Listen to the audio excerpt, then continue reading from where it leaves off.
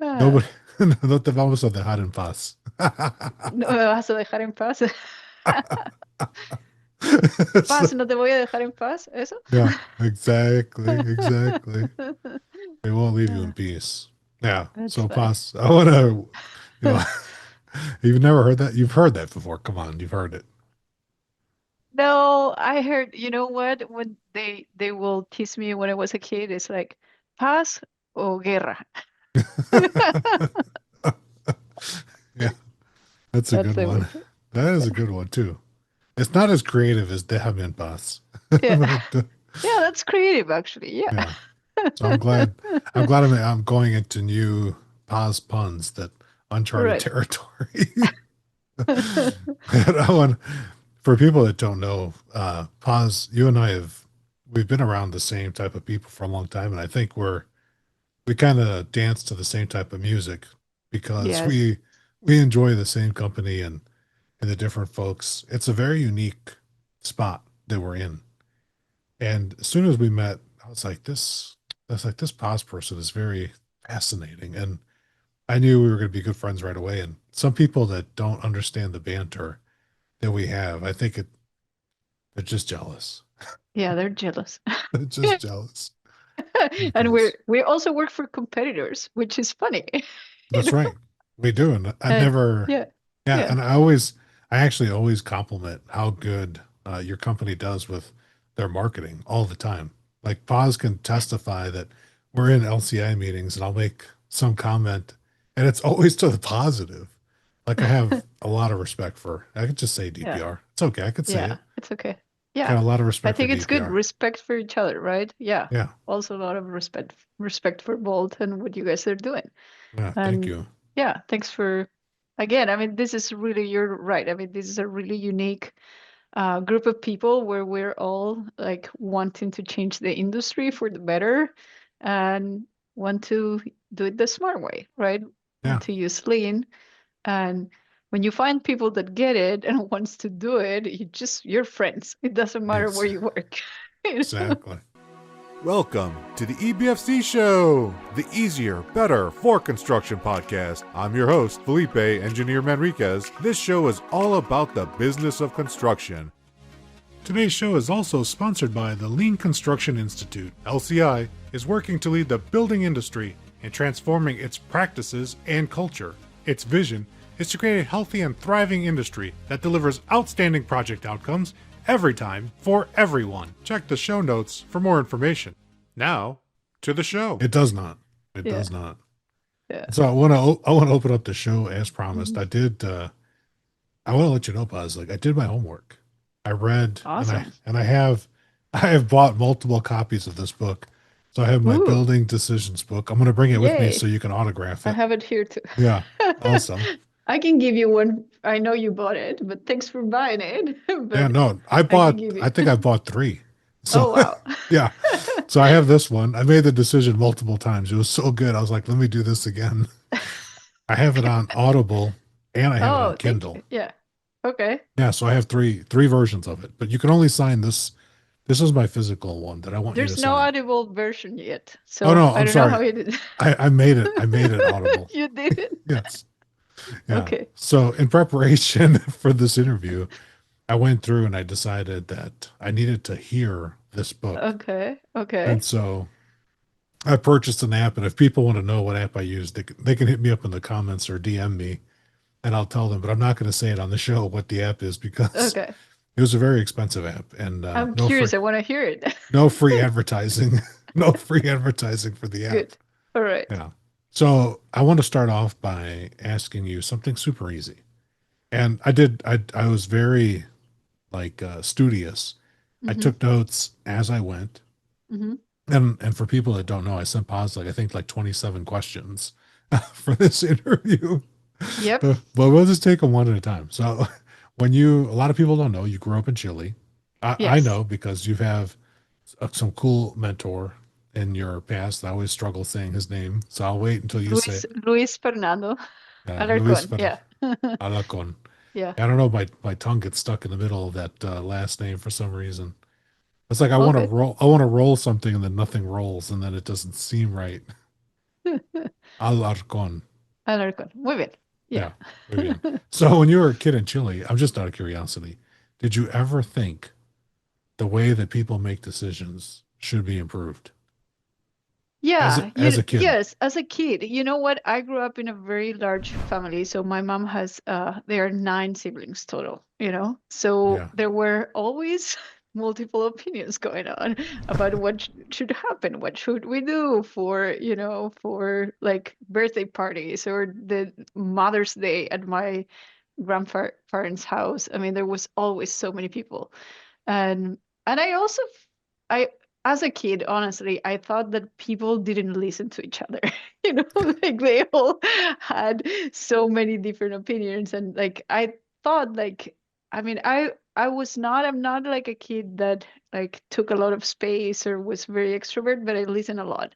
And I was really I had this sense that you could get things done in a way that a lot of people was happy and there was not a lot of need for fighting for silly things.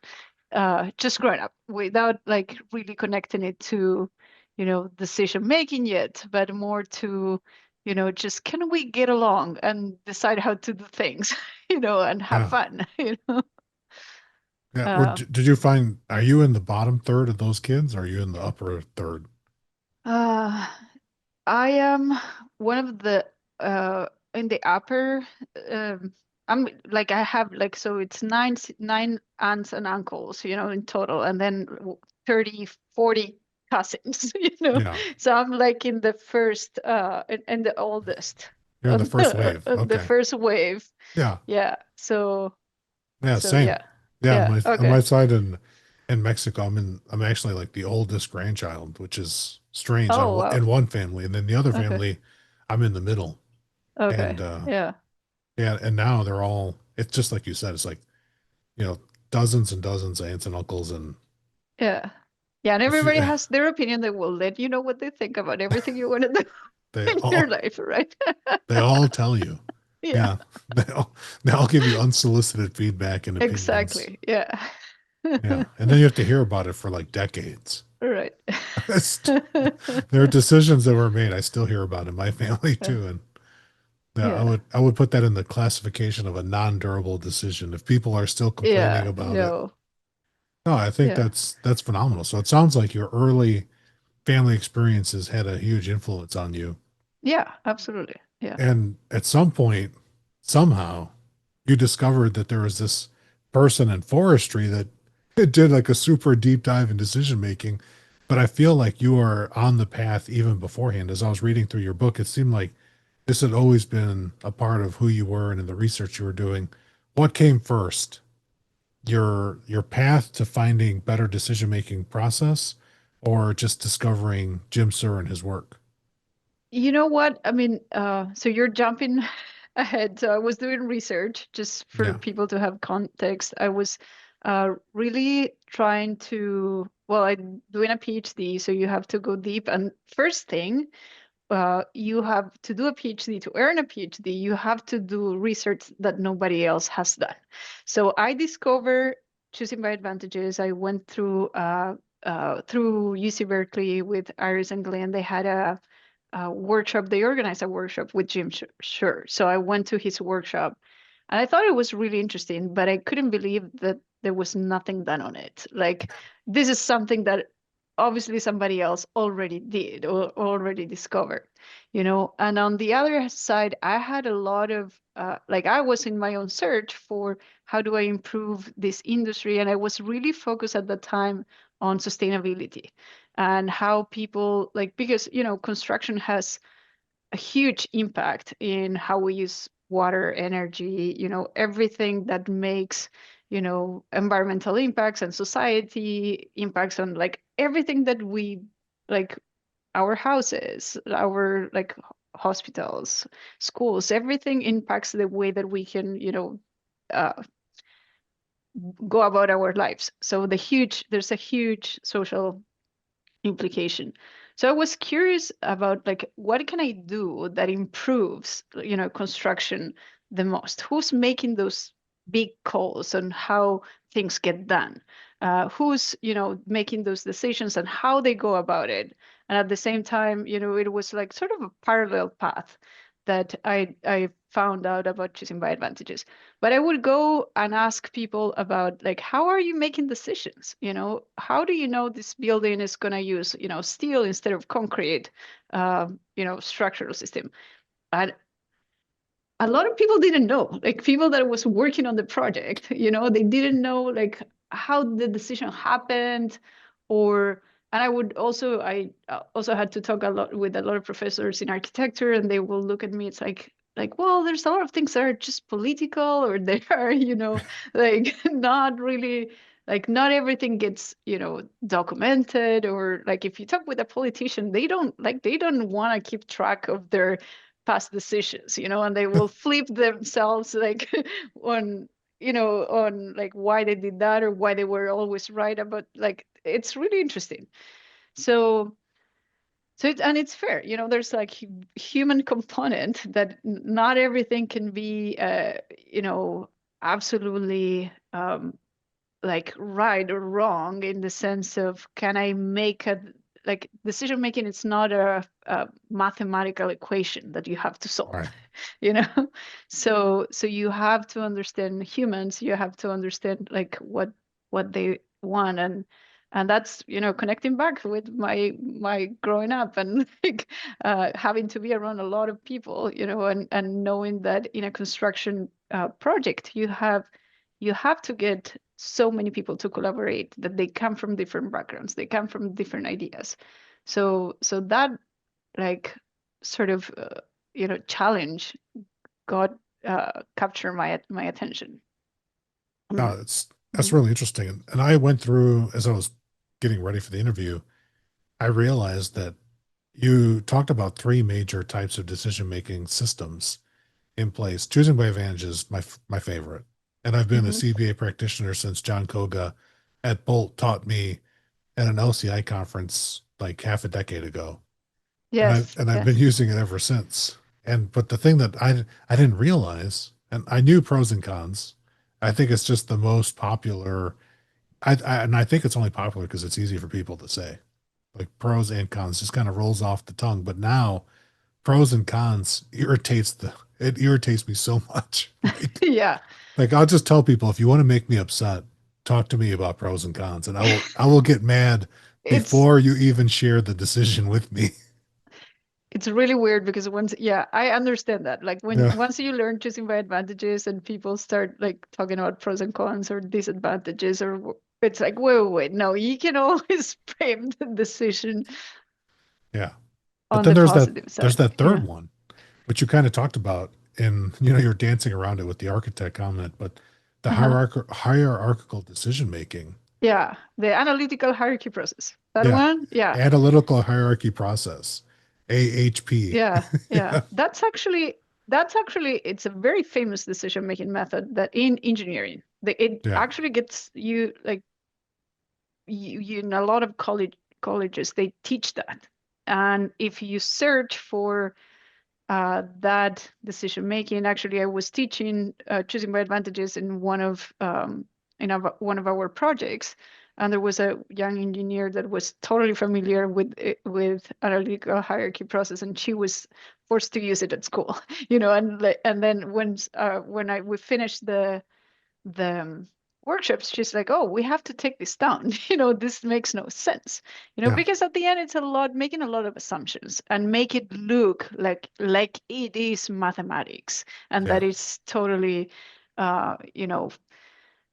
objective. But the truth is, it's not going to be totally objective, and you're just making trade-offs before you know the Yeah. information. So it's not, yeah, that's actually one of my like research papers, the one that I have, like, it's most read, because I compare choosing by advantages between and analytical hierarchy process that a lot of people know in research in academia, not so much in the industry. But if you go to oil and gas companies or mining companies, they would know, they would use that sort of thing. Or even big um, companies like that, do chip manufacturing, that sort of thing, where there's a lot of, operations research um, knowledge implemented,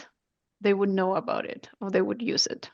So not a problem in your typical construction project, but it's a problem in No, it's more, not, but I think yeah. it seeps in because you get to different projects, and I've been on big projects and small projects, Mm, and leadership will embody or like bring in, we're following this process to make a collaborative decision. For example, collaborative decisions gets thrown around a lot, but once you learn what's makes something sound and not sound, then you see that most of the decision making processes we use are not sound.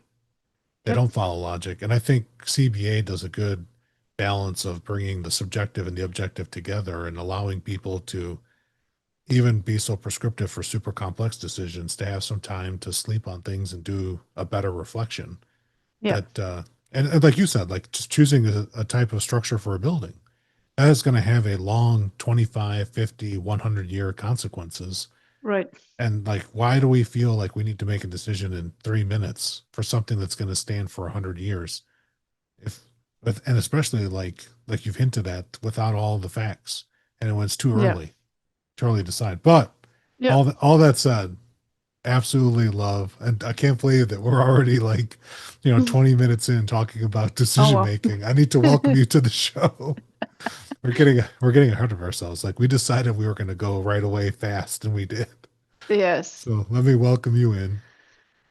Uh, Welcome to the show, Dr. Paz Arroyo. Paz, Doctora, your doctorship, Dr. Yeah. Paz. Thank you Thank for you. coming on the show and indulging me in a banter about decision making.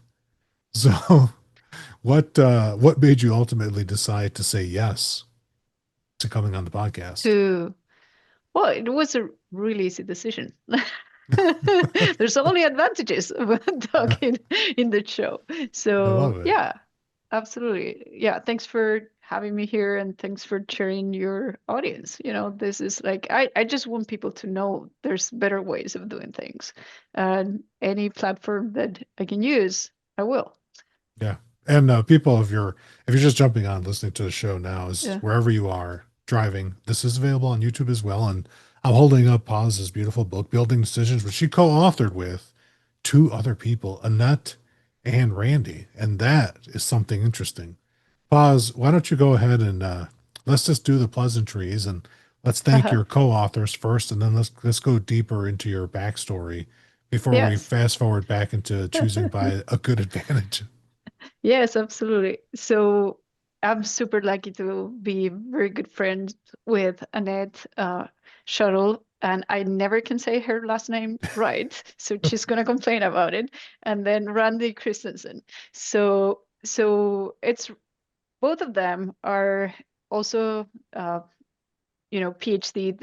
They have their PhDs. We met through IGLC in conferences and we're three of us are very passionate about decision making, and we all look at different angles. So Annette is in Germany, and she was studying when we met. She was studying what was the best way for public owners to pick contractors, basically, and how the law forces you to use certain methods. So there's a lot of countries in the world, they force you to use weighting, rating, and calculating. Yeah. You have to pre-weight factors, and typically you have to choose also the cheapest bidder or the cheapest responsible bidder. I forgot the legal term. Lowest qualified bid. Lowest, yeah, Yeah. lowest responsible bidder, I think it's called. But what that's a game, like it's literally like a game of numbers, and we all know that estimates are not the reality, Yeah, they're right? all fake. Especially Fake. early They're on. fake. Yeah. so Fake so it's numbers. it's really interesting, like how we with public money, we decide to what to build. There's a lot of decisions that politicians do, and I on where to spend the money. And once you decide, okay, I'm going to do a school, the competition is not who builds the best school with the money I have, which is what we should be doing as a society. How do we get the best with the resources we have? Instead, we go to competition and we say, okay, who's the lowest number? And then you assume they will, provide the same service, which is not true, or the same design or the same product, right? So we want to, a lot of the book, and I'm going very deep into the book, but the idea of understanding what value is, it's and help owners make better decisions. That was like, and I'd spent a lot of time, and she actually came to California too, and she studied UCSF and how they select their projects, and she works with a lot of public owners in Germany too. She's now working on the main station in I forgot. I think it's Munich, but it I may be think wrong. I think you're right. No, I think that sounds right from the book because, yeah, she was talking about Yeah, different parts, and that's my favorite part of Germany, the Munich area. So, and great. yeah, and I She's know. organizing IGLC in 2 more years. So Oh yeah, so so I have to go. I feel like I go to Germany about every 2 years, so that's Okay, perfect timing. that's great.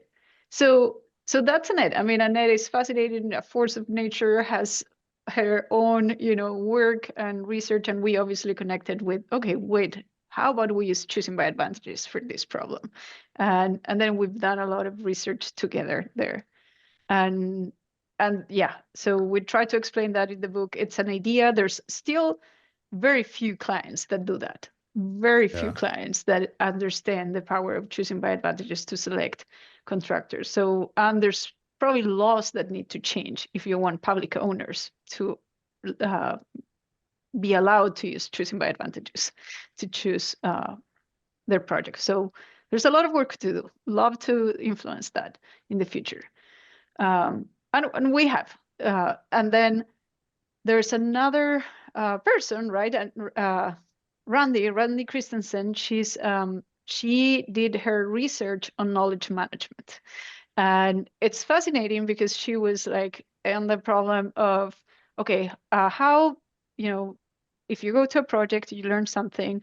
How do you know, like, how do you learn from other projects, and how do you make your company be in a learning organization, blah, blah, blah. And she tested a lot of different things, and I'm simplifying her research, but pretty much what she found is that human beings do not learn from databases. It's like a waste of time, and you should not be doing that. So she has a like very, very deep knowledge of, what motivates people, what sounds like. She's a very practical person. She's been working in COE, which is a big firm in Denmark for a long time. She was working in England too, and we met when she was supporting Highway England in a large project in London. And she went to one of my workshops on choosing by advantages, and it was so bored that she was about to leave the session. That was my first one. yeah. I was just Hey, finishing my PhD and did this workshop. And then I start talking to her on the break. She always tells this story. It's like, and then she couldn't leave because I already talked to her. So she felt guilty. And then she stayed. And then we became really good friends. And she actually like made the just after the exercise, choosing by advantages make sense for her. And she decided she wanted to bring it to her job. So years later, I was a consultant. She actually brought me to her project. And I remember I did a presentation also for Highway England, and she trained a lot of people and she also, I think, I'm not sure, I think she found LCI in Denmark, and she was also leading it in UK at some point. So she's like force of nature, has done a lot of yeah, things in Europe, and now she's the sustainability lead at COE. So um, obviously, like with all this background on, understanding humans and also caring so much for, the planet and society and all that, it's like, okay, there's a lot that we can do supporting people making better decisions. And so it was really, you can tell who led each chapter on the book. Oh yeah. Yeah. No, I could tell each chapter had a distinct voice. Yeah. And Yeah. I could see the three of you coming out in different ways. And I almost got a sense that there was, don't ask me which chapter it was, but one of them felt a little more commingled than the rest. That was, Okay. but I did get a strong Yeah. sense of like just one strong voice lead in each given chapter. Like your two friends don't Yeah. talk about construction as much as you do, and I don't think anybody talks about cell phone decision making as much as you do. But we'll come back to that when we come back to it, because I think that'll be a nice one to connect. Everybody's made that choice, and they incorrectly think it's only an A or B decision between Yeah. Droid and Apple, and it's not true. There are many nuances inside of There are each one. many new, yeah, yeah. It's Yeah, just a simplification. Yeah. It's yeah, it's something that everybody understands, you know? yeah. And I just tell all the people that if you're thinking about the advantages of Droid, you've already failed because there are no advantages. I'm just kidding. I'm just kidding. So Yeah. pause. You've got to tell me a little bit more. People don't know. Like we met in Mexico, you give a lot of talks and you've worked as a consultant, but what are some other things that people don't know or might not be aware of that are in your background? And then you can start too, like where you're currently working at DPR. Like Yeah. what are you doing now? I think that's a interesting role. We hear all the time that building enclosure is the #1 problem in construction. And when the task of the building enclosure is presented with so much pressure, it's something most of us would want to avoid.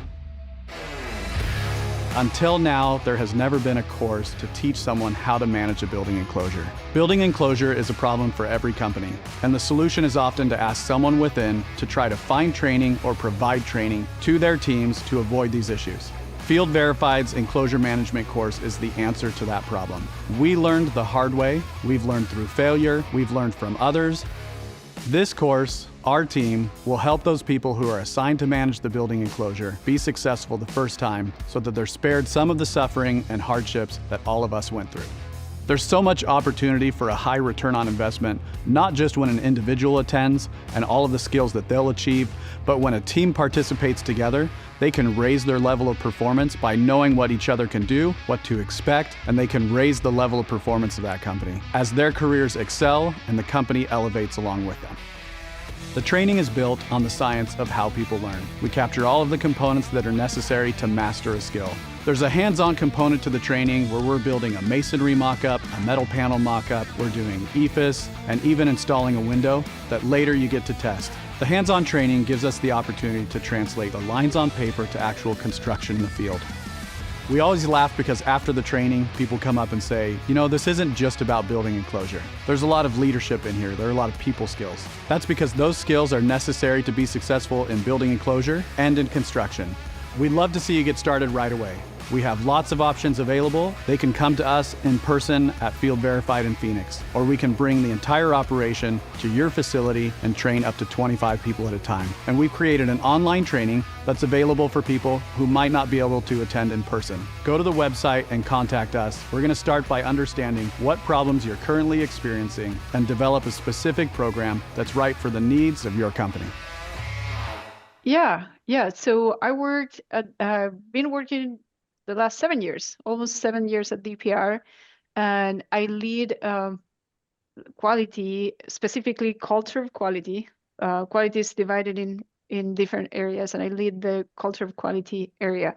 And what it means is that I want to make sure people, knows what are our best practices, and we looked at behaviors too. So we looked at how people can, understand and align expectations in a proactive way.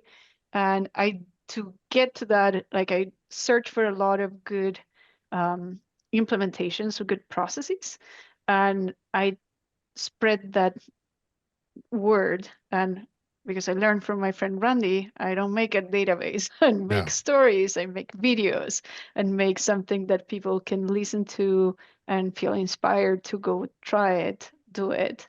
And And I do so. I have developed a lot of different trainings at DPR, but the one that I am most proud of is building quality builders, and that's at 8 weeks training. It's 4 weeks of content, and then people have to try it, and then we present what they implemented. Uh, and yeah, I'm not going to go into details there. So that's definitely something that I don't know if people know about me. I also, during the pandemic, I decided to train myself to be a coach. So I'm a certified coach, integral coach. So I do coaching internally, not to a lot of people. I try to do like one person at a time. I had during my certification, I had to do like 6 people, and Yeah. it's like felt like a full-time job.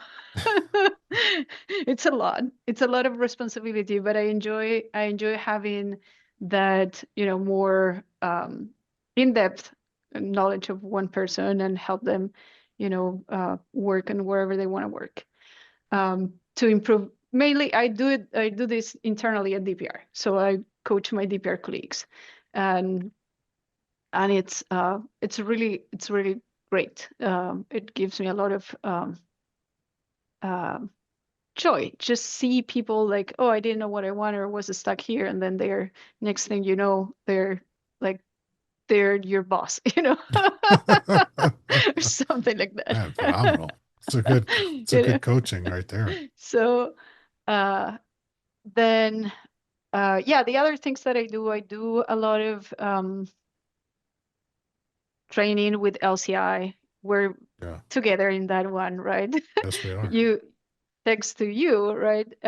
You were leading last 2 years, the community of practice in Northern California, and you invited me. So I'm really happy that I joined that group of people, and it's becoming more and more important in my day to day because it's fun. It's really there's a lot of good people to work with there. And what else I do or people do not know about me? Um, I was a professor in Chile. I have 2 kids. I have twins. My twins are 14 years old now. So it's been they were born when I was doing my PhD. So it's been really 14 years ago. Yeah. yeah, 14 years ago. Right. So Phenomenal. And I yeah. think a secret that I only know because of all the conferences we've been to together over the years is that you also used to coach and teach last planner system of Oh production yeah. controls. Yeah, which I think Yeah. is worth noting. That's like a nice little hidden gem. And Yeah. and pause, I don't know what it is, but a lot of coaches that have started in that area, they don't keep doing it for some reason. And Yeah. we're not going to go into that. That could be another topic for another show, but Yeah, that's that's a interesting. very Yeah. common thread with a lot of people. Yeah, So, well, I started doing that in my case. That was like my first intro to Lean. Like, and I had a very early start in Lean in Chile with Luis Fernando. So I learned about the last runner system while I was in school. So I went out and that's what I did for my first job. And then as a consultant too, I did it too. So I don't know. I think people want variety, right? yeah, You can do it, but doesn't mean you have to do it, right?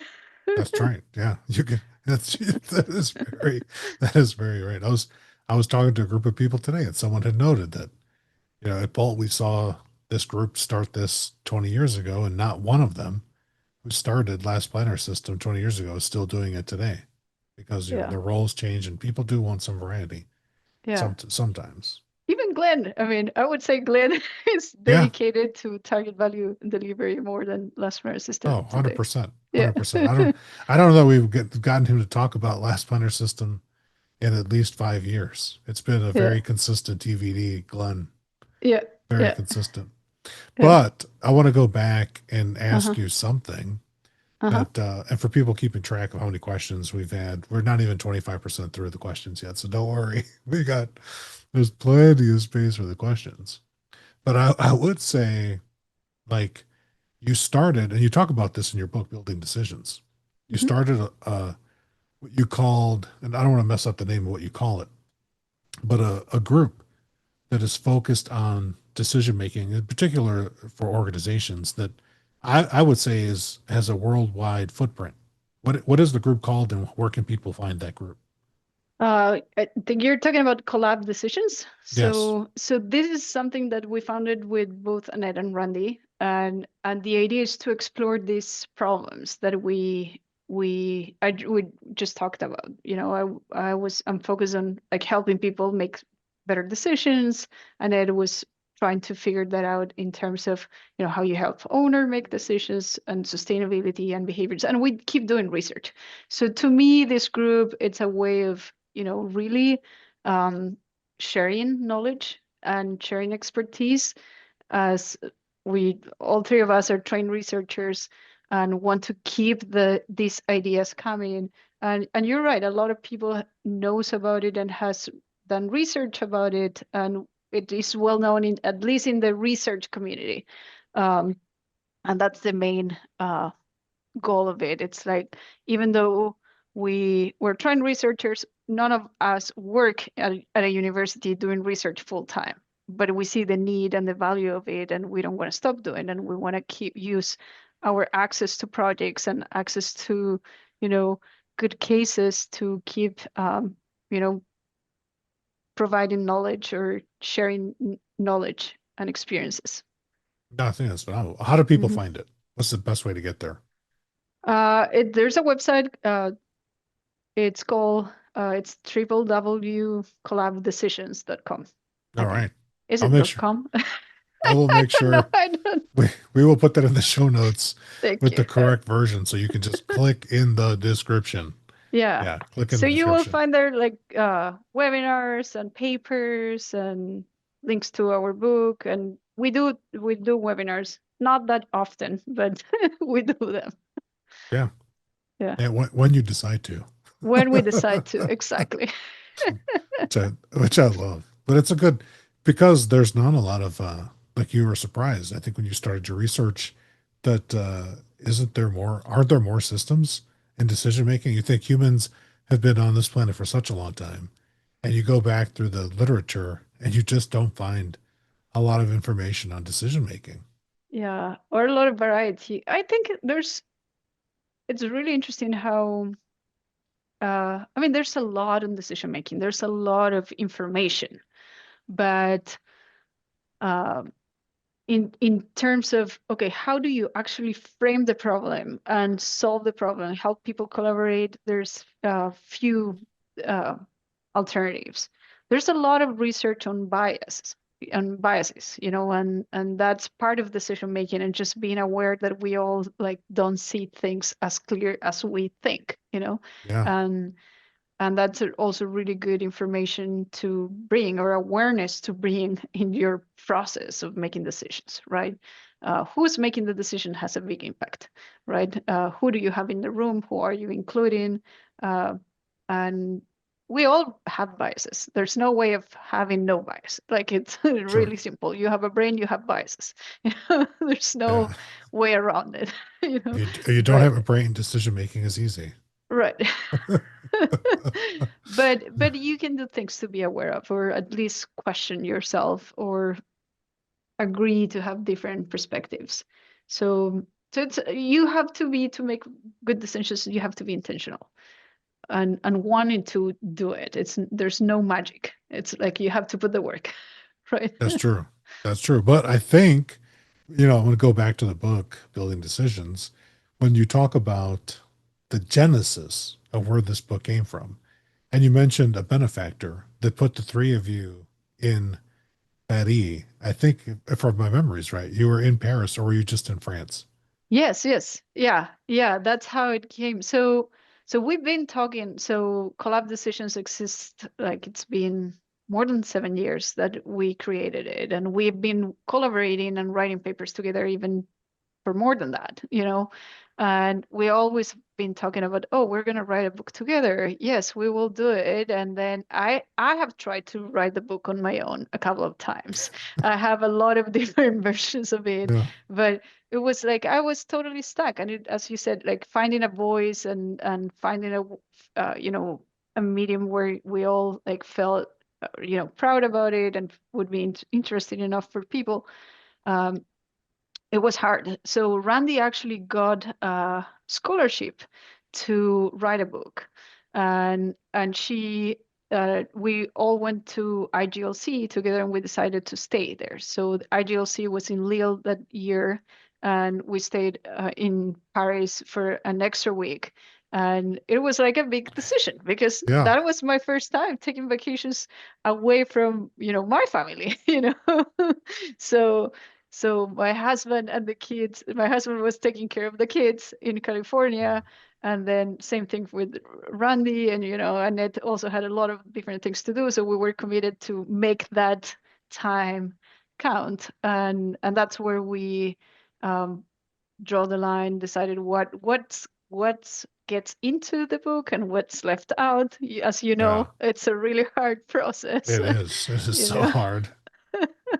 So so yeah, but we were lucky to be there for a week, no interruptions other than walks, and you have to go to certain places in Paris, if Yeah. you're there, um, and they were yeah, we actually meet every week. We've been doing that for more than 7 years, and we work on who's doing what. We use we make commitments, we track who's making what. I'm not going to say we use Scrum because we're not that organized, but we're close. Yeah. Yeah. It's okay. you know Yeah.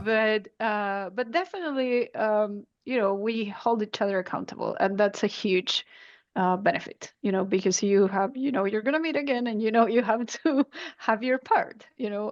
and we do. and This is true. and it's yeah. And that's Yeah. when we started talking, and you said, because I know I've always associated you with CBA. You've been Mhm. like, in my mind, it's like I see CBA and then your face. It's like right there. They're like right together side by. I don't even think about Jim Sir anymore. And I've read Jim's work, and I was, like I said, I was trained by Koga, but I always think CBA Paz all the time. That's funny. Paz Yeah, I CBA. yeah, I And I went to asked you, John Koga's trainings too. So yeah, thank and you, I John. yeah, thanks, John. And I asked you, I said, Paz, it sounds like there's a book here. I was like, are you gonna write a book? You said, actually, I want to come onto your show after the book is Yes, published.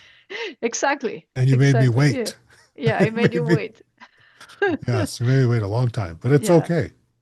Yeah. We I mean, it was a longer process than expected for sure. And part of it was just the how the publishing business works, Yeah, and it just takes time. But it's here. We're happy. yeah, It's here. It's out there in the world, and I enjoy a lot when people tell me they are reading it and they got something out yeah, of it. So please let me know. That's always fun. Uh, yeah. Everyone message Paz, and we'll have links to yeah, her social media accounts and, of course, collabdecisions.com. That's what we think it is. And in the yeah, description, let Paz know what you got out of her book. But I want to ask, you mentioned that you had written some transcripts yourself. What was the spark where you're like, it has to be us three? Where was that moment? Where were you? yeah. So the moment where we decided to make the book, I don't know. I Yes. think it's been multiple times. Honestly, it's been like, okay, I'm gonna do it, and then I started saying, no, no, no, no, it's not this, and Yeah. then again, But you know what? Why us three? Because I think, as you said, I mean, we have done what I think it's different from. I mean, even Jim Sure, and he would say that to me. I would ask him like, "Hey, do you know about analytical hierarchy process?" And he would say, "No, I don't know about that. Like, I rely on people like you. Like, you're smart. You can tell me what the other ones are." And it's like, "Oh, Yeah. shit!" Like, so and we would talk about different things, and he's like obviously a super smart guy. Like it turned out that nobody else had said what he said before, Yeah. so absolutely a genius, and but not a researcher. Not everybody's a trained researcher, and that's Yeah. okay.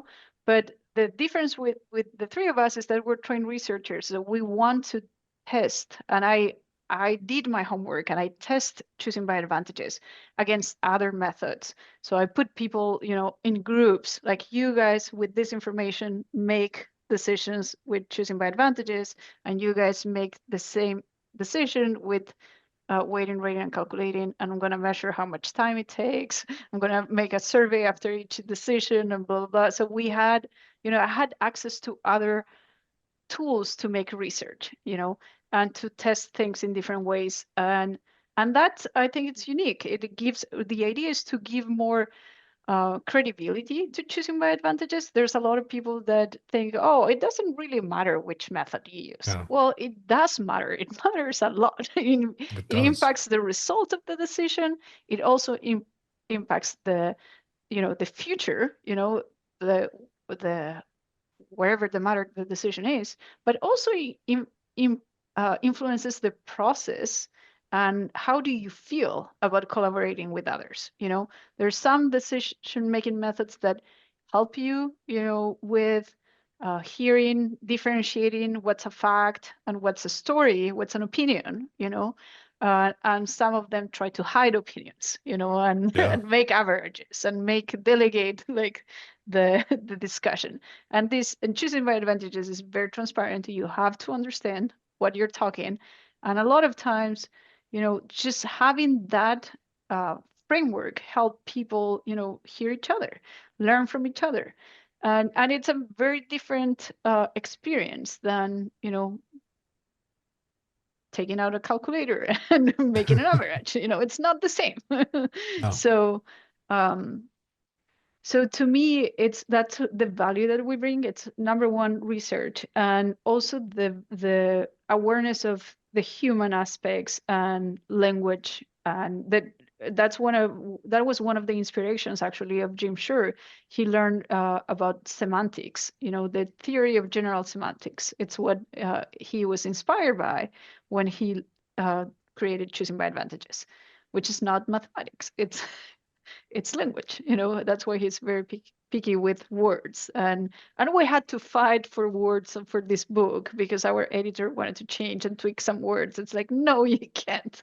And Yeah. in every review we had to check that all those words were kept intact, because a lot of people just don't understand the impact of words, I and think how there's important only it yeah. is. you know There's few people. I mean, software programmers get hmm syntax checking, hmm hmm and words are super powerful in programming. Semantics and natural language processing, which has gotten a lot of research lately, a lot of attention because of artificial intelligence. But I yep. think that's the semantics is super important. And as an engineer, I never heard anyone talk about semantics besides people with gray hair, which I now have, and older people in construction. I remember one of my mentors, his name was Tom, and Uh-huh. I've not talked about Tom on the show before, but Tom had a massive impact on me, and I remember him in almost every debate. He would always tell us that it's semantics are important because some people would say hmm it's just semantics of what you're arguing about, and he was very keen on making sure people said what they meant, say what Yeah. you actually mean. And I want to ask you, if you could you summarize what is the essence of CBA in a single semantic, editor perfect, untouched sentence? Yeah. So choosing by advantages is a multi-criteria decision-making method that helps you differentiate alternatives based on their attributes and how beneficial they are. So what do you do? So now, are you going to understand that? No. So what it means Yeah. is that you're going to compare different alternatives and you're going to focus on what is benefit of each one of them, which one has advantages. And then you're going to really have to be clear on how you're going to measure that. So that's part of the process, like agreeing on how you're going to measure, what criteria you're going to use for judgment. And that's a huge win. In a lot of different decision-making problems, we skip that. We're don't make explicit what's best. What do you like about something, or what's more valued? And so choosing by advantages forces people to really answer a lot of small questions to get to this answer of what you value more and why. and in a way that is sound too. You're not um, trying to generalize. You're really trying to make decisions based on the context. Very simple example it's that Jim Shure used to use is what's more valuable, like a liter of water, which weighs a kilogram, or a kilogram of diamonds, and it really depends on the context. If you're in the middle of the desert and you have nothing to drink, diamonds are not worth anything, Yeah. so it really depends on what you want to use these things for. So it removes a lot of the preconceptions and the and the and the biases. So it tries to be very transparent. So I don't think I made it in a sentence, but I I think I you did. hope you No, get you did. the I'll play it back. I'll check the transcript afterwards, but I'm pretty sure I followed. It's a very long compound sentence, but it's a sentence. And at one point, for people watching the video, Paz signals with her hand like she's yeah, done with that sentence. You did like a move like done. this with your hand. It was done. You're like, it's done. And then it was done. So it's awesome. And I love too how your book has, I could definitely tell that a lot of research went into the book, and you cite the book. I hope a lot of future researchers cite this book thousands of times because of all the citations the book has. But it's full of real world stories. And I think that Annette is right to bring that storytelling to what you're doing because it's awesome. From the tunnel project to the kitchen renovations, even to how you decided on your cell phone, which I knew at the start of that because you had kids. I knew where you were going to Yeah. go even before you got there because I've had to make Yeah. that same decision myself. Oh, it's funny. But Yeah. I want to ask you what was some of the criteria you used to decide what stories stay in the book versus what stories made it on the cutting room floor? Good question. So one of the criteria was that more people could relate to it. So if it Okay. was a very technical decision, which we had a lot of them, I had decisions about MEP systems, which we kept one in it, but Yeah. we had lots more, or structural systems, or, when you bring material sciences on it, or things that not everyone would understand, we try to keep it out. The other criteria was how to yeah, I mean, having a variety too. We are trying to get to different people, right? So we actually had a map of the cases on that go into the different chapters, and at one point we were trying to refer back and forth to each one, and it was too confusing. Like people would not remember all the cases. Yes. So we experimented with a lot of different things. We experimented with how to highlight it. We experimented in changing the voice of the case too, and that was also a disaster, because it's really hard to tell a story about what happened that happened to you in like a neutral voice. Yeah. Yeah. It's going to But lose the emotion. And yeah. I think that's important too. No, that's great.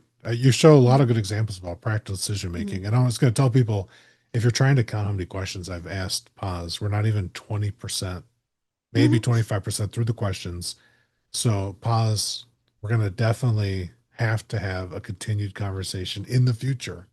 But Okay. before I let you escape and we land our podcast, there are some burning things about practical decision making that I must know while I have Mhm. you on a recording and get that answer. So, one big idea in the book that stuck out, and I think it shone through the various different chapters, all three voices, was Mhm. this idea about separating importance from preferences. Can you touch more on that idea and why that's such a powerful concept for people? Are you talking about cost and importance of advantages, or Now, I'm not talking about sure? in general, like when you're making a decision and Mhm. you mentioned biases and how we Mhm. think, we don't naturally disconnect how something's important versus just something I prefer. That I think was very nuanced. Okay, I think values, you're thinking of talking Yeah. about values. Yes. Okay, Absolutely. and value, Yes. right? Yes. Yes. Okay. So there's for example, you like values are things that are underlying things that you care about. Like I care about my family. I mean, that's a value. Or I care about having integrity, or I care about, being a kind person, or like you care about different things, and people care about different things, and that's okay. That's part of who we are, our identity. But when it comes to decision making, not all the things that uh, that we value will make a difference, or that so um, let me explain that. So for example, uh, you you there was a very good example that happened to me multiple times. There's people that have a value for, sustainability, or for the planet, or for making sure that, we're as sustainable as it can be, and this happened to me. This was one of my big aha moments when I was facilitating a choosing by advantages session for a building, for a very tall building, actually, in San Francisco. It was a really cool opportunity I had. And then their architect came, and we were picking something not that relevant, because I wanted people to focus on the process of making decisions and not necessarily on the decision itself. But the thing is that we were there was a material we were selecting, and there was this person that really cared about CO2 emissions. That was part of who she was. Yeah. She's a sustainability lead person. I care about sustainability. So she entered the decision saying, this is the most important thing. Like, I wanted to choose this material that has the lowest CO2 emission impact. But when we saw the full picture and I show her, like, look, material A, B, C, D, I mean, they do not differentiate a lot in terms of CO2 emissions, but they do differentiate a lot in terms of noise canceling, value, Yeah. and that's a big difference in terms of, the impact that this material is going to have for the room, so forth.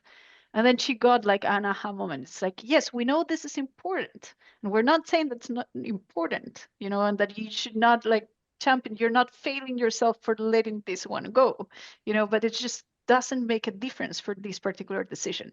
And that's the bias thing, right? That you come with so many values, and biases, and you think you have to win every decision with just one thing, and that's not the best thing overall. So you have to be able to have multiple criterias, multiple perspectives, and then learn from what actually makes a difference for the context you're in, because we bring so many biases in every decision. So that's, yeah, that's like, to me, that's the best part of choosing by advantages that Yeah. really helps you see those differences. Yeah. That's a great, and tying it back to value. Apologize for not bringing the value back to it. Mhm. That's where it was. And in the book, people, there are charts. Paz has Yes. charted value. So Yeah. I highly recommend you get the book and look at the charts, study the decision making. And what I want to come back to about, you know, this different things, just something interesting, Paz, just to Hmm. bring it to a close. I think if you could say that CBA embodied the character or the persona of a superhero that you know, which superhero and superpower would CBA be? Wow, that's a really interesting question. Yeah, so you could tell. So people like I told you, I sent Ooh, Paz like almost 30 questions. She didn't read to the bottom of the all of them. list No, I didn't read because that one. it is there. It's there, Paz. It's I there. believe you. I believe you. Yeah. A superhero. I don't Yeah, know. A CBA superhero. Which I mean, superhero? I honestly want leaders to have this superhero power. Yeah. If leaders knew how to make decisions and fear it less, honestly, we will live in a different world. Like if we really want to make decisions by learning from others and not just asserting your power, you know, it will be a different world. So Yeah, absolutely. I get all the leaders and heroes out there making decisions to hopefully get curious enough. I mean, to read the book or reach out, Yeah. think maybe there's a better way. Read the book or have the Yeah, book read to you using my right, super app right. that read it to me in a really good voice. So that's great. Thank Yeah. you, Paz. That satisfies the itch. Now, where we can't leave people empty-handed. So obviously, everybody listening to the show, go pick up Building Decisions. Yeah, I and I can give you a discount. I actually have a discount for people. All right. I need to send it to you because I don't remember the code, but Yeah, it actually you can get it. I think you can get 20% discount from Routledge, um, which is the publisher, and it's only until mid-August, I think. So I'm gonna send you the date and the yeah. code.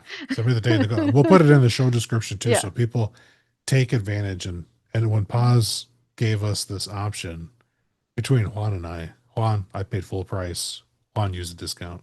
So Awesome. I just want to put that out there, Juan, just because I'm competitive. So besides Yeah. the book, where could people get started with CBA?